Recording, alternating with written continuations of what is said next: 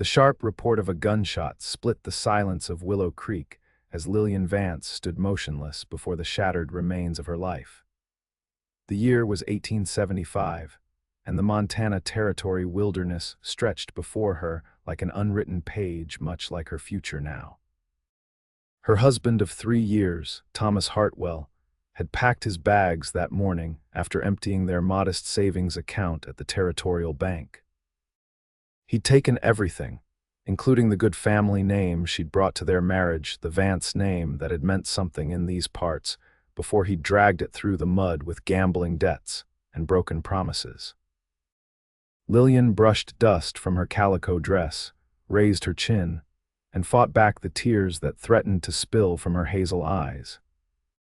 The late afternoon sun cast long shadows across the town's main street as she made her way toward the small homestead she and Thomas had built together on the outskirts of town. It wasn't much, but it was all she had left. Miss Vance. A deep voice called from behind her. Lillian flinched at the use of her maiden name. News traveled fast in small towns. She turned to find Frank Lawson, one of the most respected ranchers in the territory, dismounting from his chestnut stallion. His tall frame and broad shoulders were silhouetted against the setting sun, Stetson tipped low over his brow.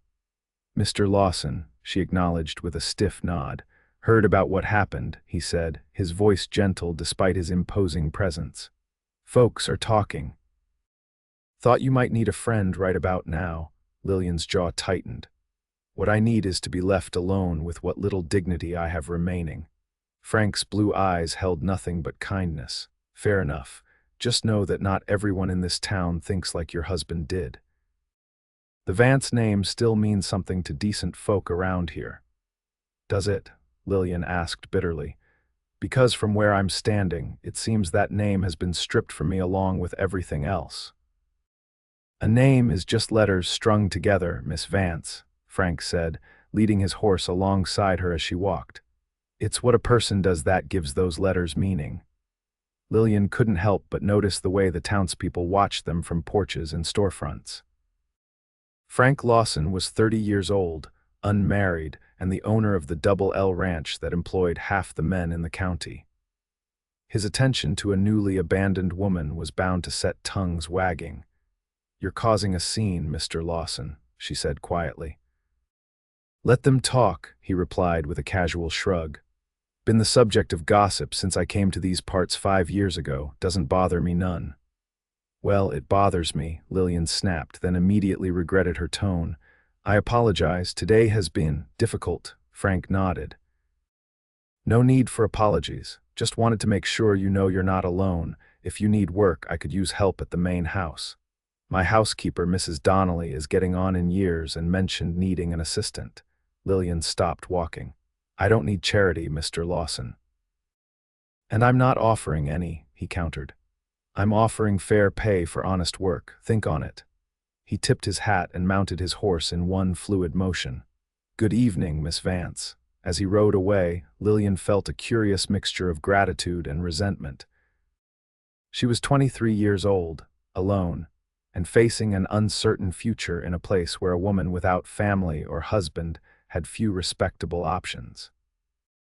Thomas had left her with a small homestead, a handful of chickens, and debts she hadn't even known about until the banker had approached her that morning.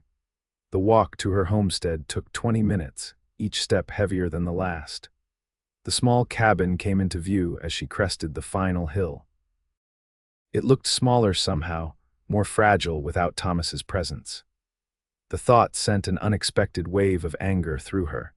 He'd never truly been present anyway, always off gambling or drinking, leaving her to tend to their home and land alone. Lillian pushed open the door and surveyed the meager interior. Thomas had taken most of the valuable items, including her mother's silver brush, set a family heirloom. The sight of the empty shelf where it had sat pushed her over the edge. Tears streamed down her face as she slumped against the door frame. After allowing herself a few minutes of despair, Lillian straightened her spine. There was no time for tears. She had chickens to feed, water to draw, and decisions to make about her future. The next morning dawned bright and clear.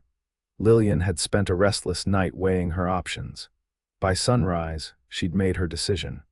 She would take Frank Lawson's offer of employment not because she needed rescuing, but because she needed money to keep her land and pay off Thomas's debts.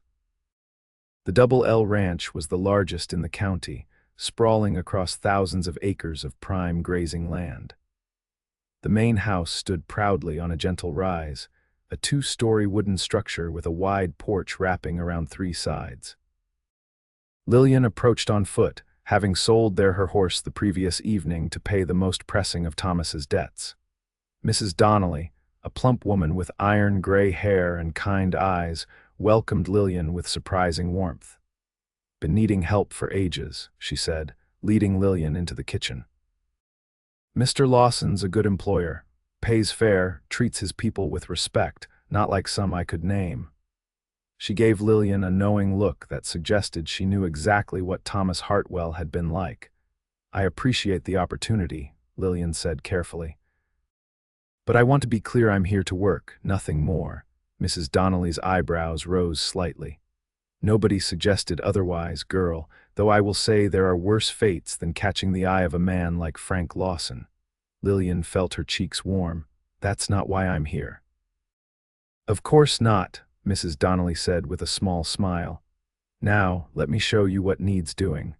The work was hard but satisfying. Lillian found herself falling into bed each night pleasantly exhausted, with little energy to dwell on her situation. She walked the 3 miles to the ranch each morning and back to her homestead each evening, fiercely guarding her independence, despite Frank's repeated offers of a horse or accommodations on the ranch. Frank himself was seldom at the main house, spending most days out with his men tending to cattle or mending fences. When their paths did cross, he was unfailingly polite, but maintained a respectful distance that both relieved and, oddly, disappointed Lillian. The first month passed quickly. With her earnings, Lillian managed to keep up with the interest payments on Thomas's debts, and even put a little aside. She'd settled into a routine that, while not exactly the life she'd imagined for herself, provided a measure of stability. Everything changed on a stormy evening in late September. Lillian had stayed later than usual at the ranch, helping Mrs. Donnelly preserve the last of the summer peaches. By the time she finished, dark clouds had gathered on the horizon, and the first fat raindrops were beginning to fall. "You can't walk home in this," Mrs. Donnelly insisted. "Stay the night in one of the spare rooms." Lillian hesitated. "I need to check on my chickens." "I can send one of the hands to do that," Frank's voice came from the doorway. He'd just returned from town, his coat already damp from the rain. "Storm's coming in fast, Miss Vance." "Would be foolish to risk it." "I've weathered storms before, Mr. Lawson," Lillian said stiffly. Frank's expression remained impassive. "No doubt, but there's courage and then there's foolhardiness. I'd rather not have to come searching for you in a downpour." Before Lillian could respond, a flash of lightning illuminated the kitchen, followed immediately by a deafening crack of thunder. The decision was made for her as the skies opened up and rain began to pour down in sheets. "I'll have Jimmy check on your place," Frank said, already shrugging back into his coat. "Mrs. Donnelly will show you to a room." He was gone before Lillian could thank him, the door banging shut behind him. Mrs. Donnelly clucked her tongue. "That man would ride through hellfire to help someone in need," she said fondly. "Come along, dear, let's get you settled." The guest room was simple but comfortable, with a feather mattress and clean linens that smelled of sunshine and lavender. Lillian sat on the edge of the bed, feeling strangely unsettled. It was the first night she hadn't spent in her own home since Thomas left, and the reality of her situation struck her anew. A soft knock at the door roused her from her thoughts. Mrs. Donnelly had brought a nightgown and a cup of hot tea. "Thought you might need something to help you sleep," the older woman said, placing the tea on the bedside table. "Storms set in for the night." "Thank you," Lillian murmured. "You've been very kind." Mrs. Donnelly paused at the door. "You know he's not like your husband, Frank, I mean." Lillian stiffened. I never suggested he was. Didn't have to. I see how you keep your distance, like you're waiting for the other shoe to drop. Mrs. Donnelly's voice was gentle. Some men are just genuinely good, Lillian. Rare as hen's teeth, but they do exist. After she left, Lillian sat listening to the rain hammer against the roof, Mrs. Donnelly's words echoing in her mind.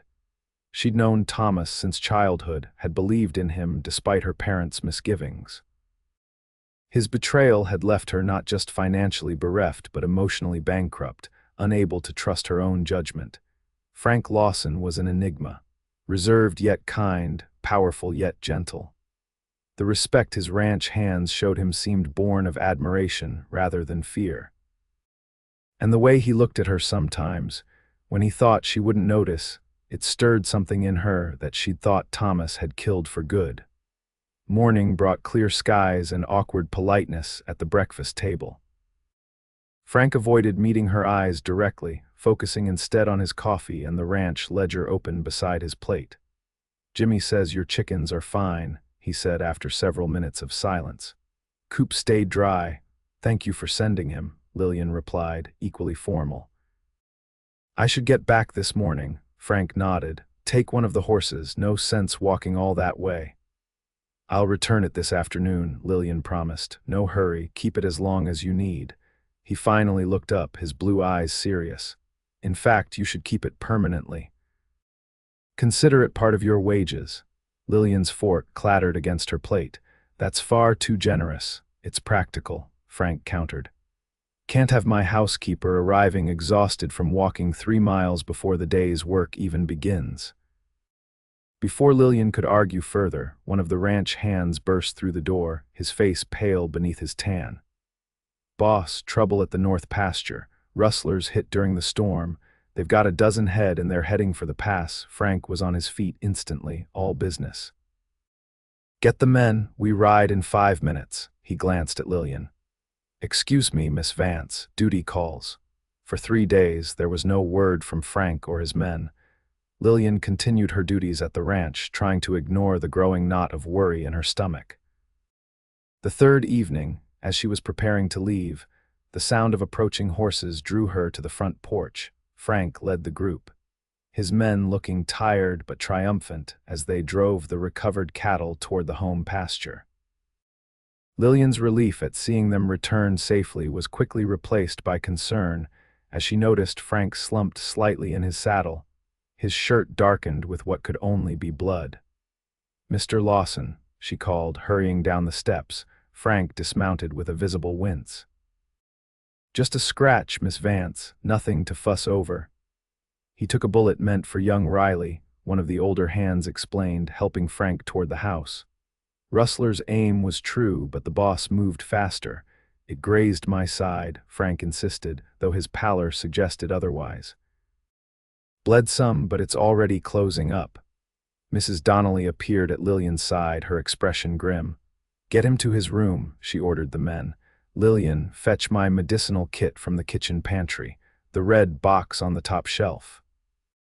The next hour was a flurry of activity as they cleaned and bandaged Frank's wound, which was indeed more than a graze, though thankfully not life-threatening. The bullet had carved a deep furrow across his ribs, missing vital organs but causing significant blood loss. "You'll stay off that horse for at least 3 days," Mrs. Donnelly pronounced when they'd finished. "Doctor will be by tomorrow to check for infection." Frank, propped against his pillows looking decidedly unhappy about the situation, merely nodded. The elderly housekeeper left to prepare a broth, leaving Lillian alone with Frank for the first time since the morning of the storm. "You didn't have to stay," he said quietly, "but I'm glad you did." Lillian busied herself tidying the bandages. Mrs. Donnelly needed the help. "Is that the only reason?" The question hung in the air between them, weighted with unspoken possibilities. Lillian met his gaze directly. "No," she admitted. "I was worried." Frank's expression softened. "I'm harder to kill than that, so I see." Lillian couldn't help but smile. "Though not for lack of trying, it seems. Riley's barely 20, has a young wife expecting their first child." Frank shifted, wincing slightly. "Couldn't let him take that bullet." The simple statement, delivered without any hint of self-importance, told Lillian more about Frank Lawson's character than 1,000 words could have. This was a man who protected those under his care, who put others before himself without hesitation. "You're a good man, Frank Lawson," she said softly. Frank's eyes held hers. "I try to be, not always easy in these parts." "No," Lillian agreed. "It isn't." The moment stretched between them, fragile and full of possibility, until Mrs. Donnelly's return broke the spell.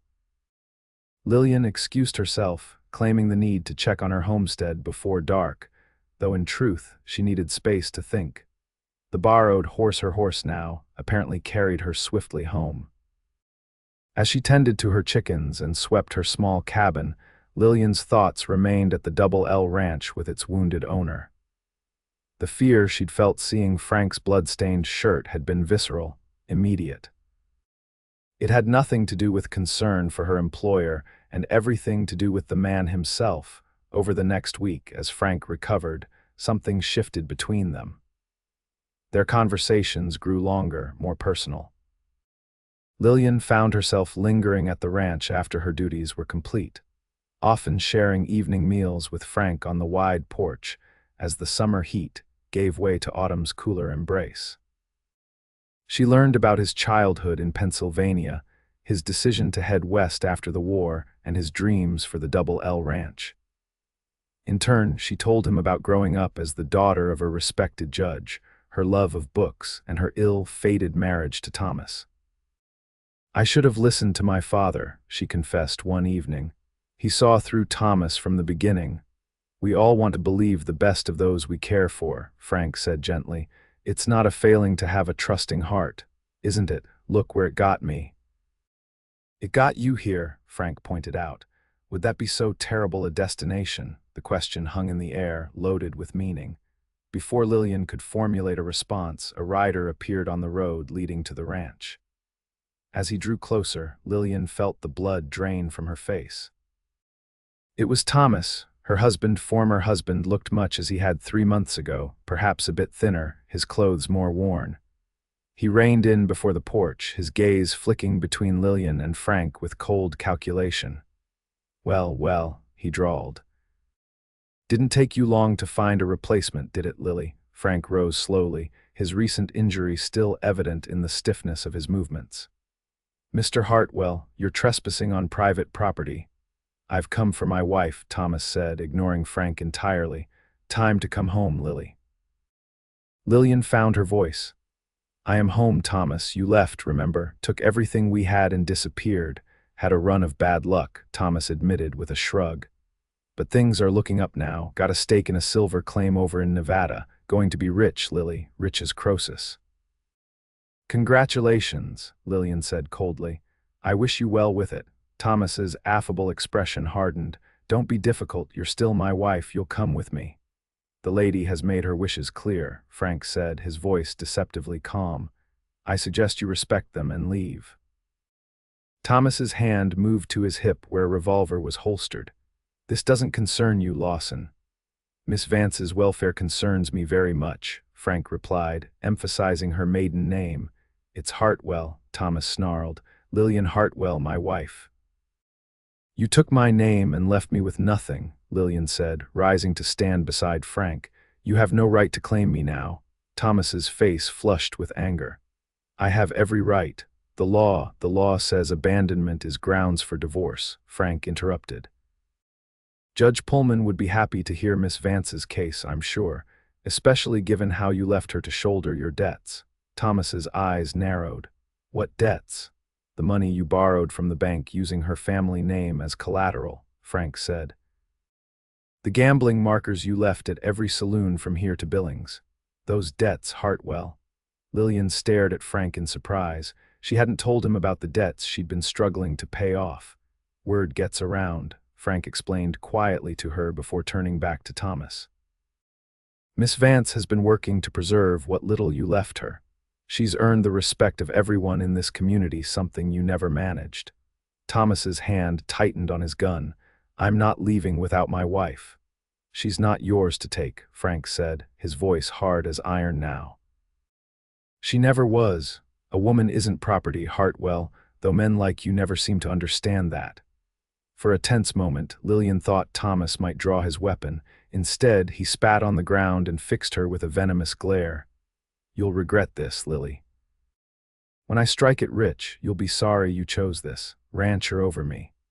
I already regret the day I met you, Thomas, Lillian replied steadily. Please leave and don't come back. With a final curse, Thomas wheeled his horse around and galloped away. Lillian released a breath she hadn't realized she was holding, her hands trembling slightly. Are you all right? Frank asked, his concerned gaze scanning her face. Yes, Lillian said, surprising herself with the truth of it. I am, thank you for standing with me. Frank's expression was solemn.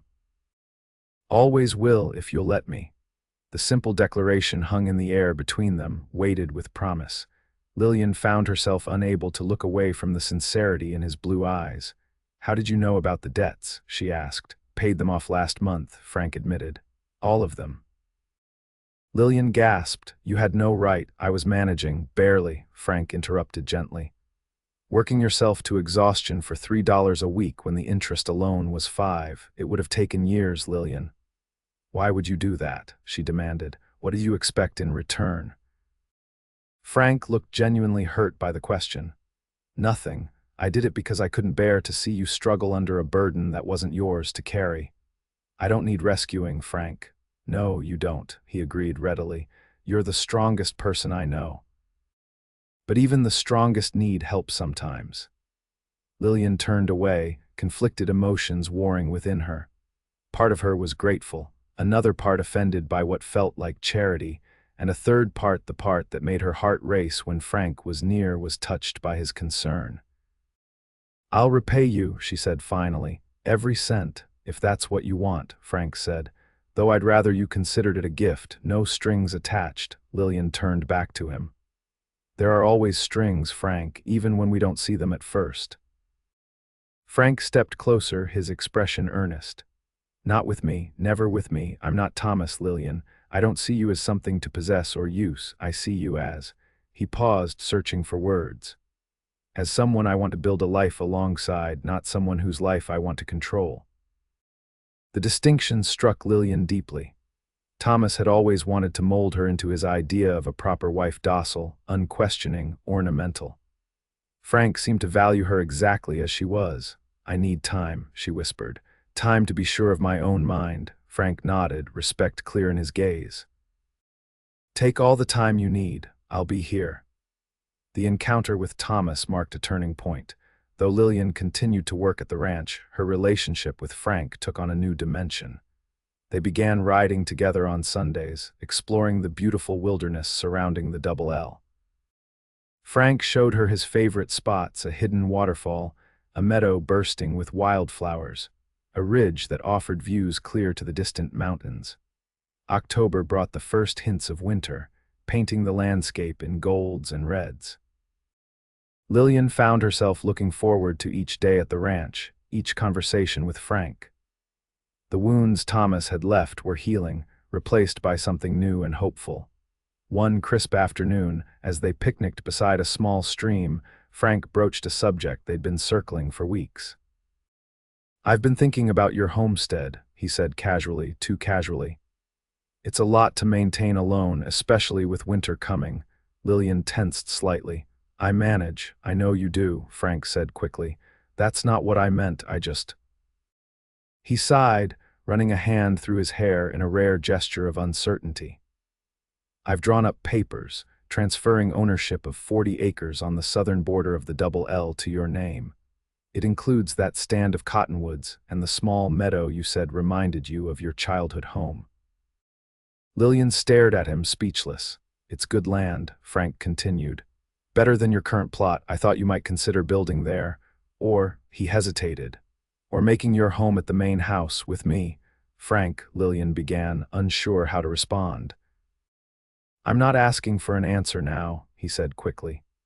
And the land is yours regardless, no conditions. I just wanted you to know that I love you, Lillian Vance. Have since that first day when you stood in the street with your chin up despite everything that had happened. Lillian felt tears prick her eyes. Not tears of sorrow or anger as she'd so often shed in recent months, but tears of something that felt remarkably like joy. "I don't know what to say," she whispered. "You don't have to say anything," Frank assured her. "Like I said, I'm not expecting an answer today, just something to think about." Lillian reached across the blanket and took his hand. "I have been thinking, Frank, about you, about us, more than I probably should." Hope kindled in Frank's eyes. And I'm terrified," she admitted. "Terrified of being wrong again, of trusting unwisely, but when I'm with you, that fear seems smaller somehow. Less important than what I feel when you look at me." Frank's hand tightened around hers. "What do you feel, Lillian?" "Like I've found home," she said simply. "Not a place, but a person." Frank's smile was like sunrise breaking over the mountains. "I feel the same." The weeks that followed were filled with planning and promise. Lillian continued to live at her homestead, but she and Frank courted properly, their intentions clear to the community. Mrs. Donnelly was delighted, having apparently been plotting this outcome since Lillian's first day at the ranch. Judge Pullman, who had been a friend of Lillian's father, helped expedite the divorce proceedings based on Thomas's abandonment. By December, Lillian was legally free, though the emotional liberation had come much earlier. Winter descended on Montana with its usual ferocity, blanketing the landscape in snow and bringing the community closer together. Lillian found herself spending most evenings at the ranch, returning to her homestead only to sleep and care for her chickens. As Christmas approached, Frank began dropping increasingly unsubtle hints about making their arrangement permanent. "You know," he said one evening as they sat before the fire in his study, "it would be much more sensible for you to stay here during these snowstorms." Lillian smiled into her cup of mulled cider. "Would it? Absolutely. Practical, logical, the most reasonable solution." "Is that the only reason you want me here?" she teased. "Practicality." Frank set aside his own cup and knelt before her chair, taking her hands in his. "Lillian Vance, you know very well that practical considerations are the least of my reasons for wanting you here. I want you here because every moment you're gone feels like wasted time, because this house isn't a home without you in it, because I love you more than I ever thought possible." Lillian's heart swelled. "Those are better reasons." "Marry me," Frank said, his blue eyes earnest.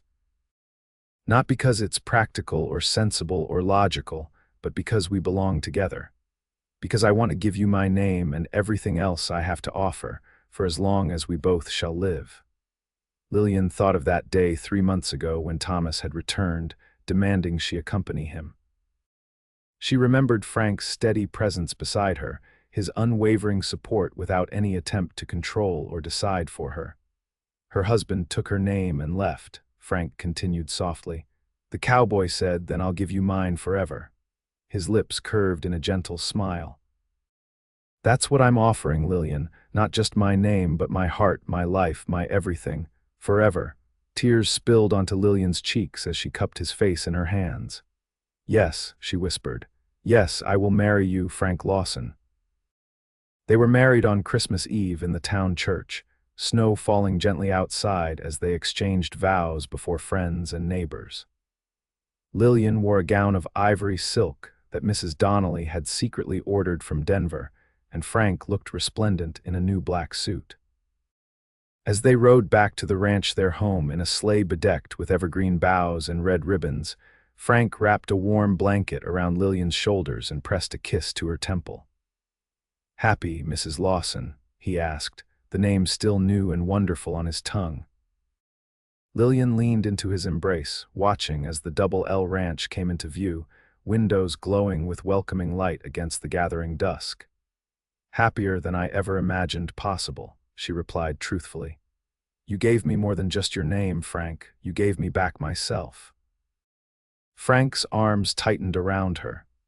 "And you gave me everything I never knew I was missing." As they approached their home, where a new life awaited, Lillian reflected on the journey that had brought her here. Thomas's betrayal, once the most painful experience of her life, now seemed like a necessary step on the path to true happiness. In losing what she thought she wanted, She had found what she truly needed, a love built on respect, partnership, and the kind of devotion that could weather any storm the Montana wilderness might bring. When Frank lifted her from the sleigh and carried her across the threshold of their home, Lillian knew with absolute certainty that she had found her forever. Not in a name or a place, but in the heart of a good man who saw her for exactly who she was and loved her all the more for it.